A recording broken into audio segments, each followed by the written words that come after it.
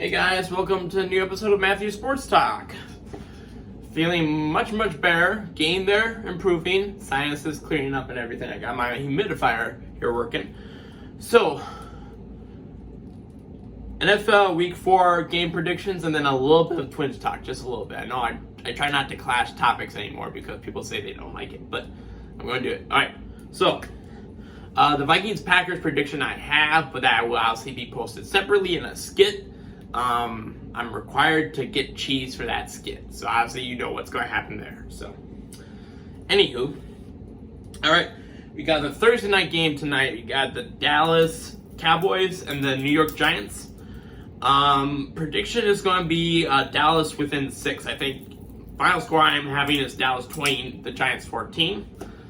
I think the Giants could possibly win that game. It seems like a game that they can upset the Cowboys at, especially with the state of the Cowboys. So we'll see.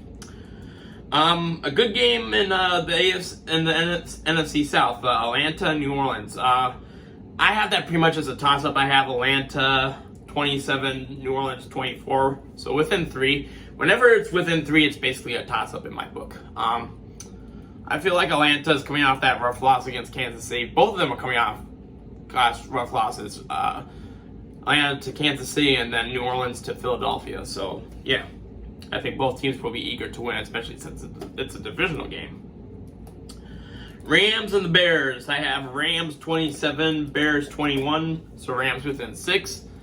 Even though the Rams have all those injuries, they're still a better team than the fucking Bears. Like, I'm sorry, but it's clearly obvious by now that Caleb Williams is going to follow in the same footsteps as Justin Fields when he was there, Mitchell Trubisky. It's just organizational malpractice at this point. And I'm sorry, but Ryan Pace is a goddamn terrible fucking GM. He should have been smart. He should have fired Matt Eberflus before the season, before the draft, before you had decided to go get Caleb Williams. You should have brought in an offensive-minded coach.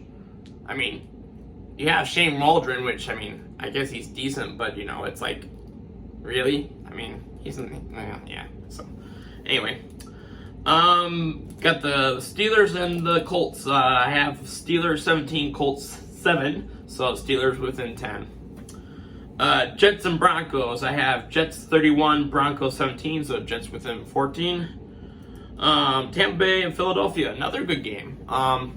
Philadelphia barely skinning their teeth, winning against the Saints last week, and then Tampa Bay with just that ugly goddamn performance against the Denver Broncos. So I think Tampa Bay is going to want this more. So Tampa Bay, repeat of last year's wild card matchup. So, yep, Tampa Bay 27, Philadelphia 21. Cincinnati, Carolina.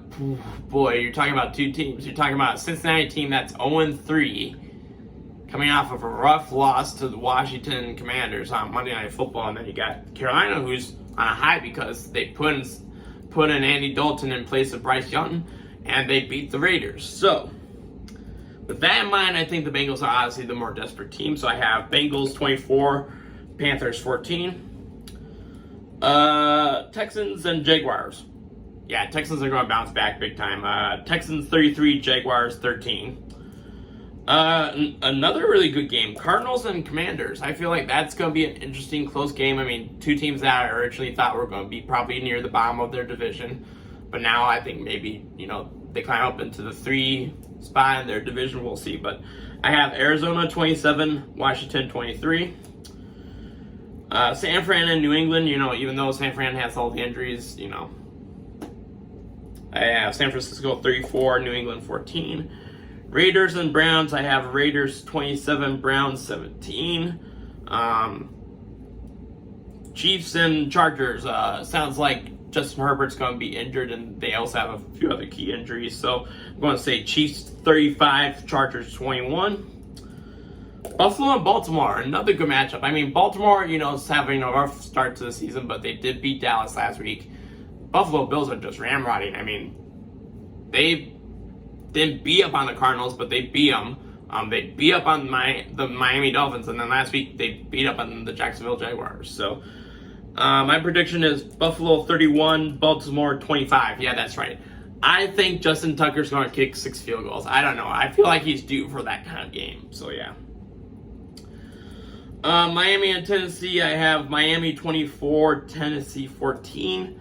Tennessee just looks so goddamn awful, and I feel like Miami, even with maybe their like second or third string quarterback, is better than what the Tennessee Titans have. So, yeah.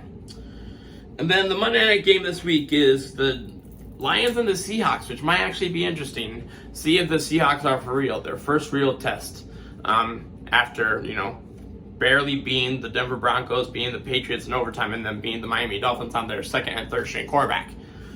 I don't think they're going to win. I think they're going to lose their undefeated status. So it's Detroit Lions 27, Seattle Seahawks 21. So, yep, that's my week 4 predictions. Like I said, Vikings and Packers are going to be posted probably tomorrow night, maybe Saturday morning. We'll see. All depends on what I could get together for the skit, because I love doing it. It's fun. So Twins talk. They lost last night to the Miami Marlins, which, a team that's on the bottom of the National League and has 100 losses now because the Twins won tonight.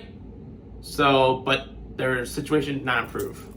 So with 4 games left in the season, they're 2 games behind wild card positioning. Yeah. You're going to pretty much have to win out, which, hope to God you could beat Miami today. And then it's like, oh, you won at least 2 out of 3 of that one. But then you got Baltimore. And Baltimore, even though Baltimore's still in contention for the AL East, they could still win that division. They would have to win out to do it, and then I think the Yankees would have to lose out. But, as long as there's a chance, they're going to keep on fighting and playing. So I think the Twins are crap out of luck. And then I'll talk about more later, doing a Twins postseason analysis, which I have a lot of strong and harsh things to say, but they need to be said because it's another organization malpractice that's happening there. All right, guys. So, yep, that's this episode of Matthew Sports Talk. Please like, subscribe, comment, whatever you want to do.